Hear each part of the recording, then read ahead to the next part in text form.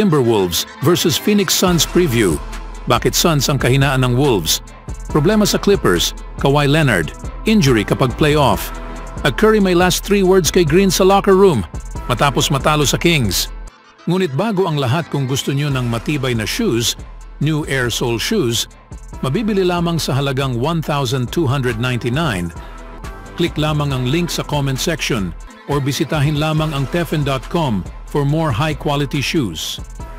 Ang Phoenix Suns na hawak ang 49-33 record ay susubukan na kunin ang home court advantage kapag haharapin nila ang Minnesota Timberwolves na hawak ang 56-26 sa Game 1 sa kanilang first round sa Western Conference Series sa Linggo.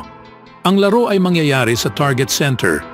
Ang Suns ay huling nanalo sa Timberwolves sa score na 125-106 bilang 2.5-point underdogs. Ang Phoenix ay may 9-1 na record sa kanilang huling 10 laro laban sa Minnesota. Nilampaso ng Suns ang regular season series sa 3-0. Ang Suns ay hanap ang ika-4 na sunod na panalo. Ang Suns ay nakapaglaro ng maganda sa huling bahagi ng regular season at nakuha ang 3 sunod na panalo para maiwasan ang play-in tournament. Nanalo sila sa lahat ng 3 laro nila laban sa Timberwolves sa regular season at susubukan nilang ituloy ang momentum sa isa pang panalo laban sa kanila sa paparating na linggo na magbibigay sa kanila na maging leading sa series. Ang Phoenix ay may average na 116.2 points bawat laro.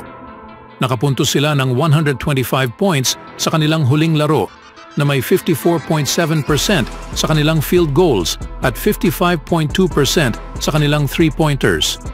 Pinangunahan ni Bradley Beal ang Suns na may 36 points, 6 na rebounds at 5 assists. Nagtapos si Devin Booker na may 23 points, 4 na rebounds at 7 assists, habang idinagdag ni Grayson Allen ang 20 points at 6 na rebounds.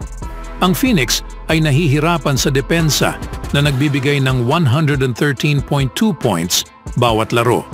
Binigyan nila ng 106 points ang kanilang huling laro at kailangan nila ng labis na pagsisikap kung nais nilang makuha ang panalo. Habang ang Timberwolves ay nagtatangkang mag-bounce back. Mula sa pagkatalo, sinundan ng Timberwolves sa panalo laban sa Atlanta nang matalo sila sa Suns sa kanilang season finale. Hindi nila magawang mahulaan ang Suns sa regular season na natalo sa lahat ng 3 laro sa double digit, ngunit susubukan nilang tapusin ang kanilang pagkatalo sa pamamagitan na makuha ito sa unang laro sa series sa linggo. Ang Minnesota ay may average na 113 points bawat laro. Nakapuntos sila ng 106 points sa kanilang huling laro na may 51.4% sa kanilang field goals at 34.6% sa kanilang 3-pointers. Pinangunahan ni Rudy Gobert ang Timberwolves na may 21 points at 7 rebounds. Nagtapos si Mike Conley na may 17 points at 4 na rebounds, habang idinagdag ni Anthony Edwards ang 13 points, 6 na rebounds at 4 na assists. Ang Minnesota ay nakapaglaro ng maganda sa depensa na nagbibigay ng 106.5 points per game. Nagpahintulot sila ng 125 points sa kanilang huling laro at kailangan nilang gumawa ng mas mahusay na trabaho kung nais nilang manalo sa laro na ito. Ang Suns ay nanalo ng 3 sunod na laro at 4 na sunod sa road games. Maganda ang kanilang laro sa opensa na umiskor ng higit sa 118 points bawat laro sa kanilang huling 3 laro habang nakagawa ng higit sa 51% sa kanilang mga shooting sa kanilang huling 3 laro. Naging mahusay sila sa free throw line na nagawa ang 90% sa kanilang free throw sa panahong iyon. Naging maganda rin ang kanilang pagkuha sa rebound at nakapagtala ng higit sa 10 offensive rebounds bawat laro sa road na nagbibigay sa kanila ng mas maraming pagkakataon sa pag-score. Ang Timberwolves ay hindi maganda ang inilaro sa depensa sa huling bahagi na nagbibigay ng higit sa 115 points bawat laro sa kanilang last 3 games. Binigyan nila ng higit sa 120 points sa 2 sa kanilang 3 regular season games ang Suns at nahirapan silang pigilan ang mga ito sa laro. Ang Timberwolves ay nanalo ng 3 sa kanilang last 5 games.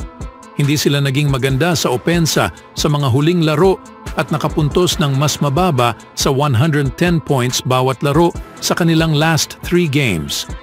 Hindi rin sila naging mahusay sa free throw line na nagawa lamang ang 74% sa kanilang mga free throw sa panahong iyon. Nahirapan rin sila sa pagkuha ng rebound tulad sa Suns at hindi sila nakakakuha ng maraming extra scoring chances laban sa kanila. Masyado rin silang hindi maingat sa bola na nagdudulot sa madaling mga pagkakataon sa puntos para sa Suns na may average na higit sa 8 steals per game sa kanilang last 3 games. Ang Suns ay maganda rin ang inilaro sa depensa at napigilan ang kanilang last 4 games opponent sa mas mababa sa 110 points bawat laro. Nalimit nila ang Timberwolves sa mas mababa sa 103 points bawat laro sa kanilang 3 laro at napanatili nilang kontrol ang kanilang opensa. Bilang resulta pinili nila ang Suns na mananalo sa unang laro na ito sa series. Sa sumunod na balita naman, mula noong 2020 bubble sa Orlando, hindi na nakasurvive si Kawhi Leonard sa buong NBA playoff run nang walang injury. Ang 2024 ay inihanda para sa kanyang pagbabalik, lalo na matapos siyang maglaro sa 68 games ngayong season, ang pinakamarami niyang laro mula pa noong 2016 to 17. Ngunit ang nakakalungkot, wala pang nalalabing hihigit sa 72 hours para sa kanyang pagbabalik sa postseason stage.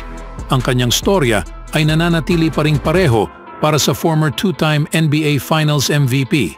Dahil ayon kay Clippers President of Basketball Operations, Lawrence Frank, patuloy pa rin siyang mayroon problema sa pamamaga sa kanyang inoperahang kanang tuhod at ang kanyang status para sa Game 1 laban sa Mavericks sa Lunes ay questionable. Sa mas nakababahalang palatandaan, ibinunyag ni Frank na hindi pa engaged si Leonard sa anumang full contact na practice sa loob ng halos 1 buwan. Huling naglaro si Leonard para sa Clippers noong March 31. Na-miss niya ang huling 8 laro sa season dahil sa kirot sa tuhod. Ginagawa ng aming medical staff ang lahat para mabawasan ang pamamaga para makapaglaro siya, sabi ni Frank. Mayroon ng progreso, ngunit kailangan pa ng mas maraming oras para mabawasan ang pamamaga at magawa na nito ang functional basketball movements. Umaasa kami na makakarating kami doon.